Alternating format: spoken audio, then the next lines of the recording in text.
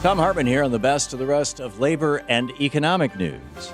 You need to know this. Walgreens has caved to public pressure and announced that they will not move overseas to avoid paying U.S. taxes. However, we need to do a heck of a lot more to stop other businesses from moving offshore. The drugstore chain was considering a move called an inversion to acquire a Swiss-based company called Alliance Boots and relocate their headquarters to that lower tax nation. Walgreens CEO George Wasson said that the company was mindful of the public reaction to the potential inversion. In other words, they recognized that the American people were plenty ticked off about Walgreens trying to dodge taxes. Public pressure was enough to keep this drugstore chain headquartered in Chicago, but it won't stop all U.S. corporations from skipping out on their fair share. Congress could change the rules and take away the tax incentives that allow corporations to relocate overseas. However, we all know that it's highly unlikely that lawmakers will suddenly stop the partisan gridlock and get some work done. In the meantime, a group of Democratic senators is calling on President Obama to put a stop to these so-called inversions with an executive order. Senators Dick Durbin, Jack Reed, Elizabeth Warren, and others wrote a letter to the president warning that billions of dollars in corporate tax revenue will be lost if these inversions aren't stopped. They wrote, "The coming flood of corporate inversions justifies immediate executive action. The president can direct the Treasury to issue rules that would make it more difficult for corporations to dodge taxes by moving overseas." In a speech last month, President Obama said, quote, "You shouldn't get to call yourself an American company only when you want a handout from American taxpayers," end quote. Whether it's through executive action, public pressure, or a combination of both, we must force corporations to pay their fair share of all the costs in this country. For now, Walgreens is staying here in the U.S., and it's time for more businesses to prove their economic patriotism. In the past year alone, the default rate on federal student loans has risen by 5%. According to the Department of Education, about 500,000 more Americans went into default this time since this time last year.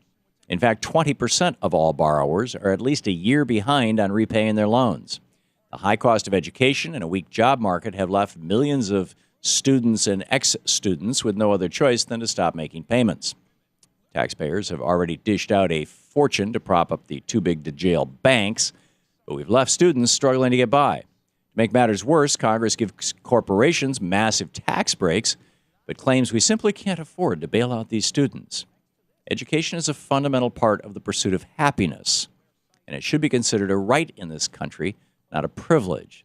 It's also our most important infrastructure, our intellectual infrastructure. In the richest nation on earth, no one should have to face a lifetime of debt to get an education. It's time to give students a hand up, wipe out these loans, and guarantee a free education to every American. The United States is the richest nation on the planet, but we're the only advanced economy that doesn't guarantee workers a vacation. The Vacation Equality Project is fighting to change that with a new campaign and petition. Countless studies have found that workers aren't the only ones who benefit from a little R&R.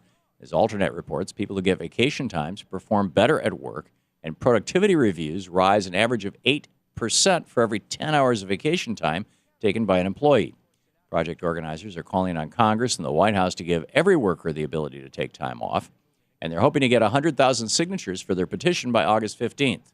To add your voice and help give all workers the time off they deserve, check out vacationequalityproject.com. Extending unemployment benefits during the recession did help many Americans survive, but those benefits also prevented millions of home foreclosures. A new study from the National Bureau of Economic Research says that for every $1,000 increase in unemployment benefits, the likelihood that the recipient may become delinquent on their mortgage drops by 25 basis points. In addition, benefits being available for longer has a dramatic effect on foreclosures as well. Every additional week the benefits are available lowers the chance of delinquency by 34 basis points. In other words, unemployment benefits don't just help out-of-work Americans, they help our entire economy. Yet Republicans in Congress have blocked efforts to extend federal long-term unemployment benefits since last December. They claim that we can't afford to support the unemployed, but this new study provides yet another reason why we can't afford not to. Foreclosures hurt community home values, they leave Americans on the street, and they leave taxpayers on the hooks for numerous costs. Keeping people in their homes is the economic thing to do, and extending unemployment is a great way to do so.